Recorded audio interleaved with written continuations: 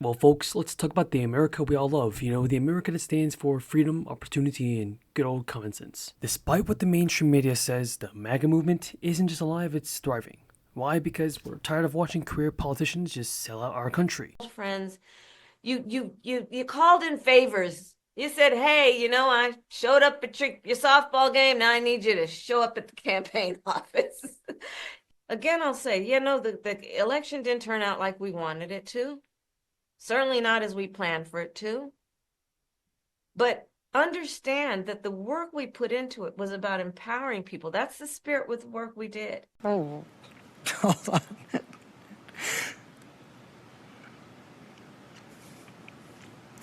To at least 3...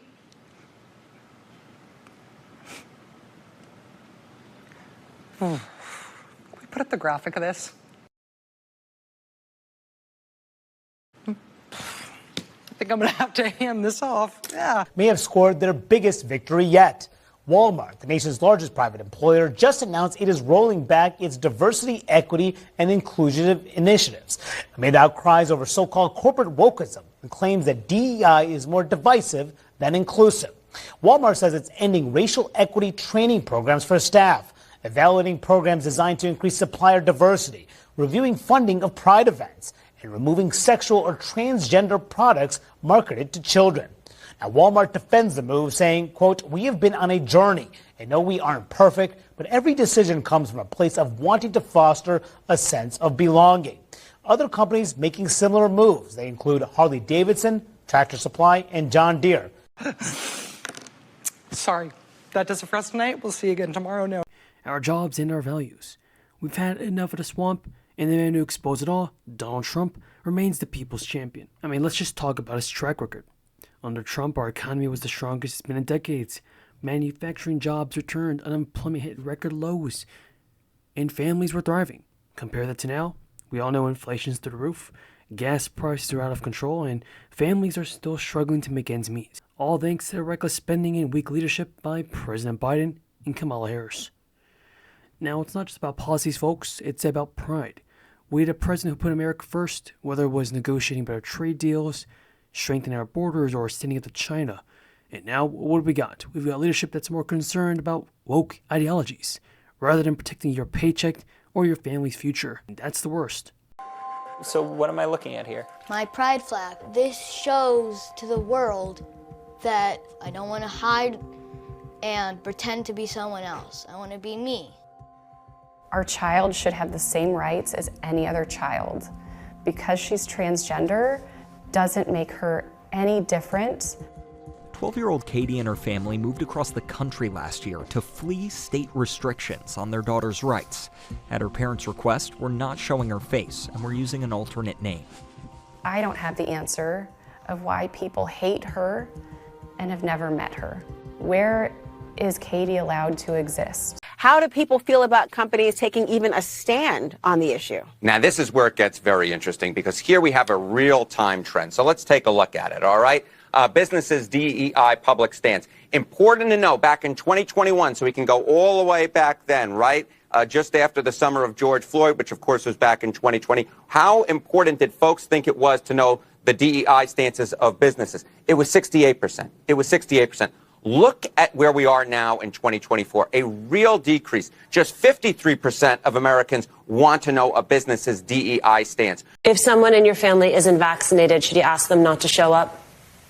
Yes, I would do that. I mean, I think we're dealing with a serious enough situation right now that if there's an unvaccinated person, I would say, I'm very sorry, but not this time, maybe another time when this is all over. Let's just talk about the border. It's not a political issue. It's a national security crisis. When Trump said he built a wall, he wasn't talking about division. He was just talking about protecting you, the American people, you and I, the American people. Drugs, crime, human trafficking, it's all surging now because of the Biden administration. But luckily, now that President Trump is the president-elect, hopefully we'll see a change, and I know we will. And here's the crazy thing. The mainstream media, legacy media, doesn't want you to know this. Big tech and all the elites, they were working overtime to silence voices like ours. They called us Trump supporters, Trump voters, extremists, just for loving our country, just for supporting police, just for standing up for the freedom of speech and the right to bear arms. But you know what? Well, I would just wear this label with pride, because being a patriot isn't a crime, it's a duty. Now that we got President Trump coming back into office, it's a victory for everybody. I mean, this victory is about more than one man. It's about the will of the people. It's about faith, family, and freedom. And after years, terrible years of watching our nation drift away from its core values, we now got a leader who truly puts America first.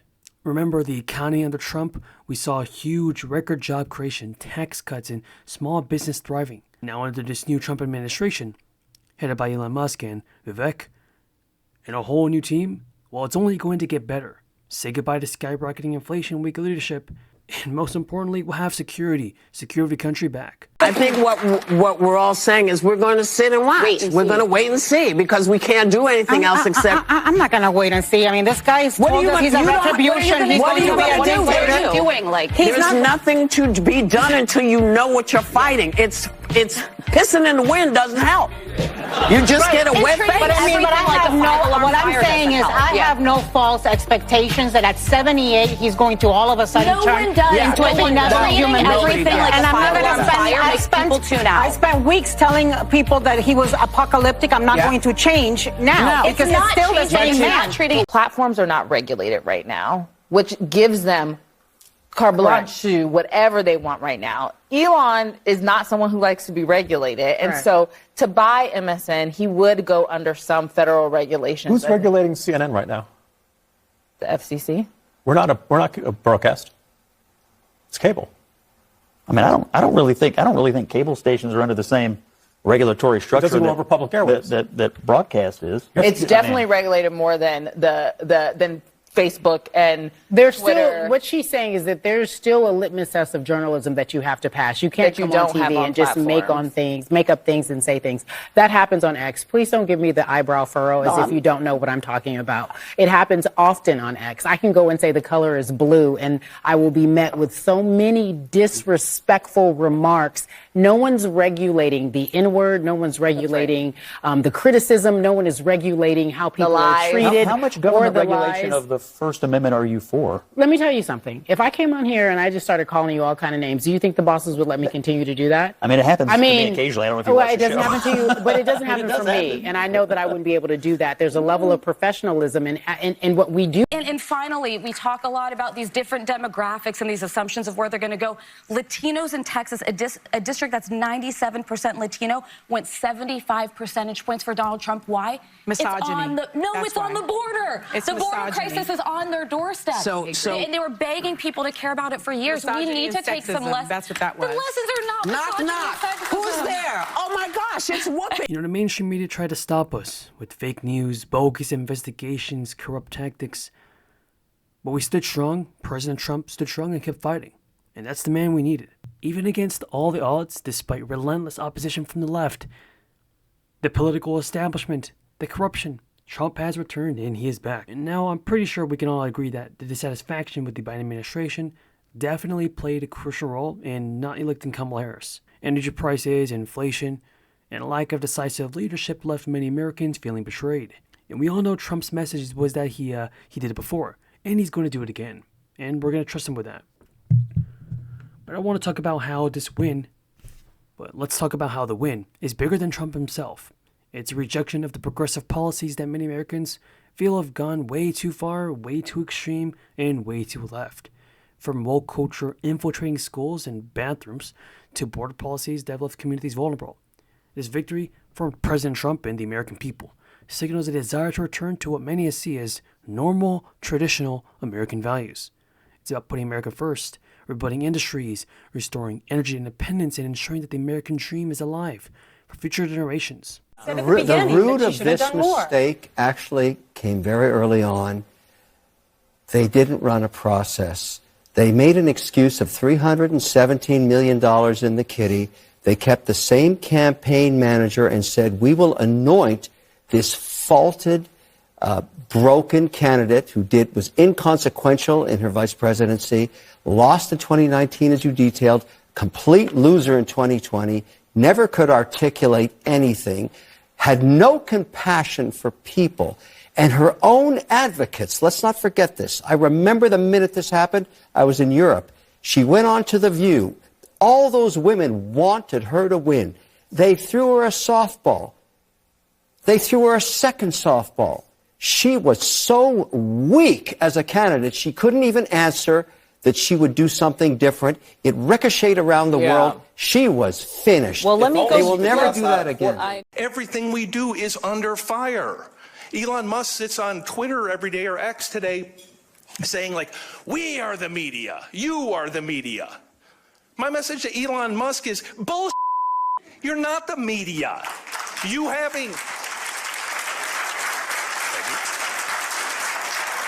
having a blue check mark, a Twitter handle, and 300 words of cleverness doesn't make you a reporter. You don't do that by popping off on Twitter. You don't do that by having an opinion. Come on, slow clap, everybody. Whoa. First of all, I've got to say, extraordinary content. It needed to be said. Yeah. It continues to need to be said. When all of the garbage that's flying around on social media, lying about reporters, lying about the hard work they do, lying about the hard work editors do, lying about everything up and down, about not only their alternative set of facts, but alternative set of facts about what people like you do. Or if social media, people lying every day, every hour, every minute about the news. What you do matters. What the New York Times does matters. What the Wall Street Journal does matters. Now, of course, the road ahead isn't without challenges. Trump faces a deeply divided nation and much energized opposition from the left. Let's not forget, even though mainstream media is dying out, the corrupt left is still here. But if his past presidency terms taught us anything, it is that he thrives under pressure. Whether it's cutting through bureaucracy, negotiating with world leaders, or pushing back against media narratives, Trump has shown that he's willing to fight for what he believes in, and willing to fight for the American people. But let's get straightforward to the facts. Donald Trump has won, and he will change things for the better.